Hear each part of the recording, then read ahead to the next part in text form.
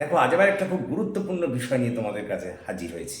সেটা হলো বেগের পর, মানে বিইজি বেগ, বেগের পর কোন ধরনের প্রিপোজিশন বা কোন প্রিপোজিশনকে ব্যবহার করা হবে তা নিয়ে তোমাদের মধ্যে নানা ধরনের কনফিউশন দেখা দেয়। আজকের পর থেকে আর এই কনফিউশন থাকবে না।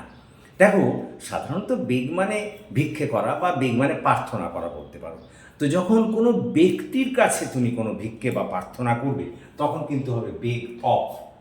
তার মানে কোনো ব্যক্তির কাছে কিছু কিছু ভিক্ষে বা প্রার্থনা করলে সেখানে হবে বেগ অফ। যেমন I begged of you to listen to my request.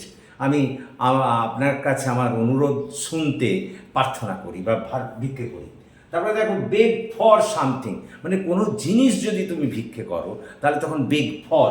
যেমন মনে করো, the beggar begs for money from door to ডোর।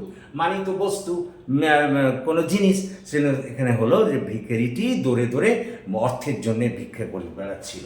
তারপরে দেখো, বেগ টু, মানে যখন কোনো কিছু করা বোঝাবে, টু ডু সামথিং, তখন হবে বেগ টু। যেমন মনে করো, he begs his mother not to do hard work. সে তার মায়ের কাছে প্রার্থনা করলো কঠিন কঠিন কাজ না করতে।